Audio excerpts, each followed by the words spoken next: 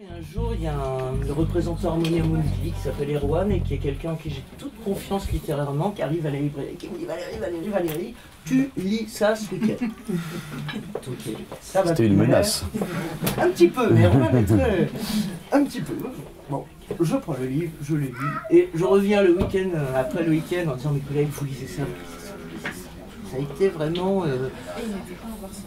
il n'était pas sorti en librairie. Et du coup, j'avoue que j'aime beaucoup les éditions Finitude par ailleurs. J'aime beaucoup leur travail. Je les ai découverts il y a quelques années avec un livre qu'ils avaient publié, un roman autour de Raymond Carver, que j'avais vraiment défendu.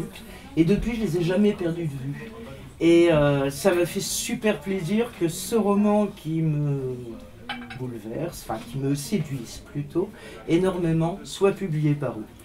Donc ça me faisait extrêmement plaisir de vous recevoir, on a tout fait pour ça. Très heureux aussi. Et vraiment, je suis très très content que vous soyez aussi nombreux parce que, voilà, en dehors des prix, parce que je suis aussi très contente pour vous et pour Finitude de tous les prix que vous avez eus, qui est vraiment une reconnaissance agréable, enfin plus qu'agréable. Et en dehors de ça, vraiment, voilà, je suis très très contente que vous soyez aussi nombreux pour Rencontre Olivier, parce que c'est vraiment un très très très beau. Voilà. Écoutez, je m'appelle Olivier Bourdeau, j'ai 35 ans. Je suis responsable de ce roman qui me vaut un train de vie d'enfer ces derniers temps. Je suis devenu la secrétaire de mon roman et c'est un patron chronophage ce roman, très exigeant. Et comment est-ce que j'en suis arrivé à déposer ce livre chez Finitude? Alors déjà, j'ai toujours admiré les écrivains, comme vous tous ici, j'imagine, pas quelque chose de très rare. J'ai toujours été fasciné par eux et j'ai toujours énormément lu. Il m'est arrivé, à partir de l'âge de 17 ans, d'essayer d'écrire des choses qui étaient absolument lamentables et d'une médiocrité sans limite. Ça, c'était à 17 ans. J'ai fait plusieurs tentatives, tout aussi lamentables, entre 17 et 27 ans. Et puis, un jour, j'ai compris qu'il fallait... parce que les premières tentatives, je plantais un décor et puis il ne se passait rien autour, quoi. Il n'y a pas grand-chose derrière.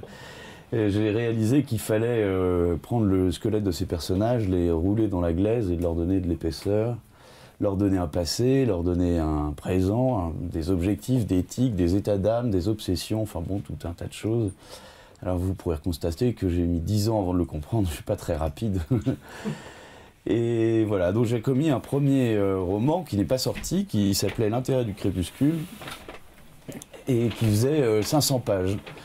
C'est un roman très sombre, très cynique, très violent. Et j'ai passé 2 ans à l'écrire, j'avais passé 2 ans auparavant à le construire dans ma tête. Et lorsque je l'ai achevé, je l'ai envoyé comme tous les mégalos, je l'ai envoyé aux grandes maisons d'édition. Voilà. Ça n'a pas fonctionné.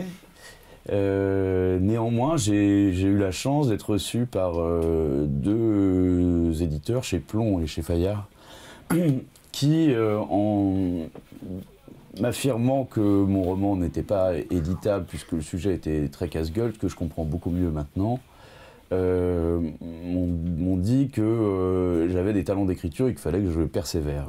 Voilà, donc j'étais pas un fiasco près dans mon existence, je me suis dit que j'allais recommencer. Et le point de départ de ce roman, justement, c'était de faire exactement l'inverse du premier. Là où le premier était très long, je voulais quelque chose de court. Là où le premier était sombre, je voulais tenter de faire quelque chose de lumineux. Et là où le premier était cynique, je voulais faire quelque chose de légèrement ironique. Alors, donc on voit vraiment toute l'originalité de votre style, de cet univers que vous créez. Alors comment est-ce que tout cet univers est arrivé en vous? Et je voulais faire une sorte de conte tendre, drôle, fantasque, mélancolique. Je voulais faire quelque chose de poétique, essayer de faire quelque chose de poétique. Alors je quitte Paris, c'était une période un peu morose de mon existence, pas déprimante, mais enfin morose. Et le climat était morose tout l'été. Et je suis allé me réfugier chez mes parents dans le sud de l'Espagne et j'ai vécu un choc thermique. Passé de peut-être -2 ou -5 degrés à +15 ou +20. Donc voilà, j'ai enlevé mon blouson. Il y avait, c'était la même période qu'en ce moment d'ailleurs. Il y avait des odeurs d'orange, non, des odeurs d'orange, de fleurs d'oranger, de jasmin. Il faisait doux et bon, je ne vous cacherai pas que l'idée d'être chez mes parents dans un point fixe, parce qu'à Paris je squattais à droite à gauche, tout ça a créé un cadre affectif, olfactif, les paysages, tout ça. Et, enfin, en 2 heures d'avion, finalement, j'ai changé parfaitement d'état d'esprit, quoi. Ça a été assez rapide. C'est une des seules fois de ma vie où j'ai pu constater que 2 heures d'avion pouvaient changer une personne. Et le lendemain matin, je me suis mis à ma table de travail à 5h30 et j'ai recommencé à écrire un peu. J'ai décrit un personnage cynique pendant quelques pages et je me disais, tu perds ton temps, c'est absolument pas ce que tu veux faire, tu es en train de recommencer la même chose. Et voilà, enfin bon, c'était le début, donc je paniquais pas trop, mais on se dit, on souffle, on se dit, bon, ça vaut pas grand-chose. Et puis à un moment, j'ai marqué cette phrase, ceci est mon histoire vraie, avec des mensonges à l'endroit, à l'envers. Et j'ai effacé tout ce que j'avais fait auparavant. Il n'y avait pas grand-chose. Et j'ai trouvé que cette phrase était pas mal, et j'ai décidé de l'attribuer à un enfant. Je connaissais la chanson de Bojangles depuis 15 jours, elle est passée à ce moment-là. J'ai décidé de rendre un hommage fugace, parce que ça arrive souvent dans les romans qu'on cite une chanson, ça donne un état d'esprit, enfin, voilà, exactement, enfin, on dit playlist, mais une liste de lecture, voilà, il y en a qui... Et j'ai toujours trouvé ça très sympa d'avoir des listes de lecture. Au début, c'était très fugace, et puis finalement, le soir même, je suis très nul en anglais, donc j'ai été consulter la signification des paroles sur Internet, et les paroles allaient dans le sens et dans l'atmosphère que je voulais donner au roman qui commençait. Donc Mr. Bojangles deviendra une chanson qu'ils écoutent tout au long du roman, au moment important de leur existence. C'est d'ailleurs la chanson qu'ils écoutent en sortant de la chapelle au petit matin, après s'être mariés tous les deux dans l'église. Voilà, et puis finalement, Bojangles devient un personnage aérien à part entière du roman. Et à telle enseigne d'ailleurs que la mère, à un moment, pour des raisons de discrétion, dans un hôtel de passe, se fait appeler Liberty Bojangles. Et donc je trouvais ça drôle que le destin de cette chanson rejoigne celui de la mère. Et c'est ce qui a donné le titre. Est-ce que vous disiez que vous ne vouliez pas écrire un roman sur la folie, et pourtant on a toujours une espèce de pensée, de réflexion, d'approfondissement de cette thématique. Est-ce que finalement c'est quelque chose qui vous travaille, qui vous parle? La folie? Oui, la folie ou le rapport au réel, à la normalité. Bah, la folie, oui, je crois que, enfin, je pense, après c'est ma théorie, je demande à personne de la partager, mais je crois que la première étape de la folie, c'est la fantaisie. Et j'ai toujours été admiratif des gens fantaisistes. Voilà.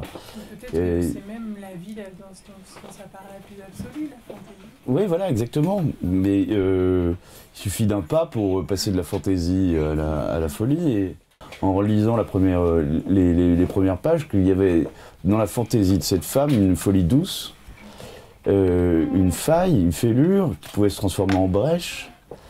Et je me suis dit, il va falloir que je fasse sautiller cette femme au bord du gouffre. Voilà. Et c'est à partir de ce moment-là que j'ai commencé à dessiner la deuxième partie du roman. Alors, moi, ce que j'aime aussi beaucoup dans votre roman, c'est tous les passages, parce qu'il y a toute cette narration de l'enfant, tout ça. Mais il y a plein de passages où c'est le père qui écrit. Et là, je trouve qu'on rentre exactement dans le même monde, mais d'une autre manière, avec un autre regard. Et ces passages-là, ils amènent dans le roman, ils rééquilibrent parfois la fantaisie de la mère, et ils amènent dans la gravité, il y a un moment... et ça, vous avez envie de nous ramener dans une forme de réalité Ouais, même si c'est...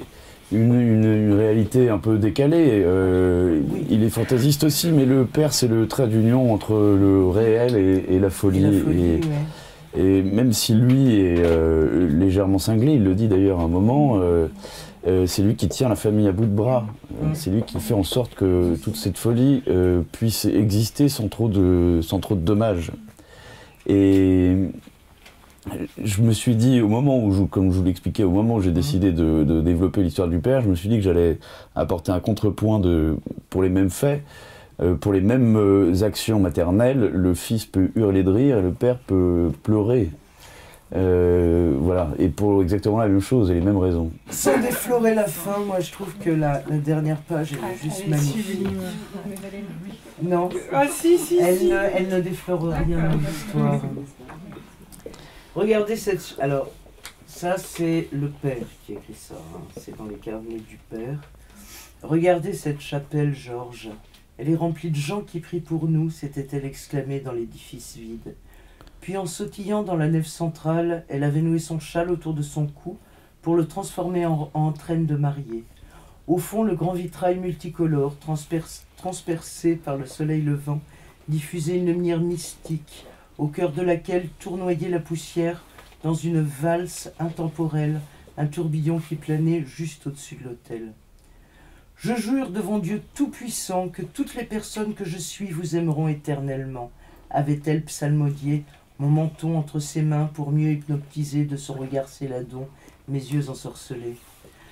Je promets devant le Saint-Esprit d'aimer et de chérir toutes celles que vous serez, jour et nuit, de vous accompagner toute votre vie et de vous accompagner partout où vous irez, avais-je répondu, en appliquant mes mains sur ses joues rebondies gonflées par un sourire débordant d'abandon. Vous jurez devant tous les anges que vous me suivrez partout, vraiment partout? Oui, partout, vraiment partout.